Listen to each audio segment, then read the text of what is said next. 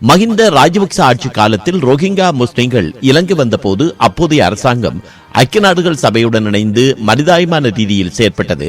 ஆனால் இந்த அரசாங்கம் மீண்டும் அவர்களை அந்த நாட்டுக்கே அனுப்புவதற்கு முயற்சிக்கிறது.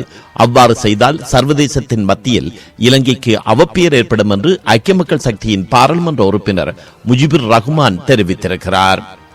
முல்லைத்தீவு விமானப்படை முகாமில் தடுத்து வைக்கப்பட்டுள்ள ரோஹிங்கா அகதிகள் விடயத்தில் நீதிமன்றத்தின் தீர்ப்புக்கு அமைய நடவடிக்கை எடுக்கப்படும். அந்த அகதிகள் நாட்டில் தங்கியிருக்கும் வரை தேவையான உதவிகளை மனிதாயமான அடிப்படையில் வழங்கப்படும் என்று தெரிவித்த கடற்தொழில் நீரியல் வளங்கள் மற்றும் கடல்வள அமைச்சர் ராமலிங்கம் சந்திரசேகர், எவ்வாறாயினும் ரோஹிங்கா அகதிகளை தொடர்ந்தும் நாட்டில் வைத்திருக்கும் தீர்மானத்தில் அதற்கு பின்னர் ஏற்படக்கூடிய விளைவுகள் குறித்து அவதானம் செலுத்த வேண்டும் என்று அவர் குறிப்பிட்டிருக்கிறார். ரோஹிங்கா அகதிகளை தொடர்ந்தும் நாட்டில் வைத்திருக்க தீர்மானம் எடுக்கப்பட்டால் அகதிகளாக எல்லோரும் இலங்கைக்கு வர முற்படுவார்கள் என்றும் அவர் குறிப்பிட்டிருக்கிறார்.